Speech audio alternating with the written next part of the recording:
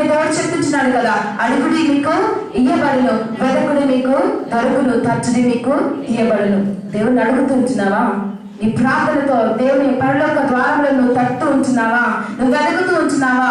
వాక్యానుసారంగా జీవిస్తూ పరిశుద్ధాత్మ దేవుని యొక్క సహాయం కోరుతూ నీ జీవితంలో నీ గమ్యం ఏమైతుంది, నీ జీవితంలో నీ ఆశీర్వాదాలు నువ్వు ఏ విధంగా పొందాలి అని నువ్వు వెతుకుతూ ఉంటున్నావా? ఒకవేళ ఆ విధంగా నువ్వు చేయకుండానట్లయితే దేవుడు సెలవిస్తున్నాడు, అడుగు నీకు ఇవ్వబడుతుంది, నా నామములో మీరు నన్ను ఏమి అడిగినా కూడా నేను మీకు అనుగ్రహిస్తానని దేవుని యొక్క వాక్యం సెలవిస్తాను. ఎందుకంటే యేసు నామము అంత శక్తి కలిగినటువంటి నామము, యేసు నామము అంత మహిమ కలిగినటువంటి నామము. అందుకే ఒక పాట పాడుతుంటాం కదా, యేసునామమందు యేసునామమందు మనకు విజయము, హల్లెలూయా. In the name of Jesus, in the name of Jesus, Satan will have to flee.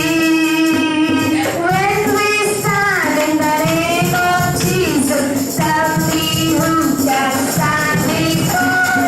In the mighty name of Jesus, we have the victory. Hallelujah. In the name of Jesus, in the name of Jesus, we have the victory. Hallelujah. In the name of Jesus, in the name of Jesus, Satan will have to flee.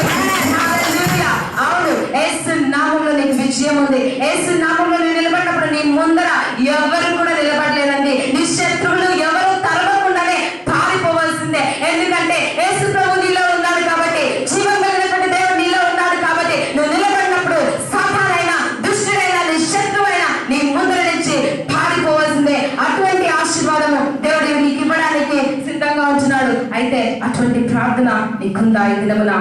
ప్రార్థనతో నీ శత్రువులు చేయించిన శక్తి నువ్వు పొందుకొని ఉంటున్నావా?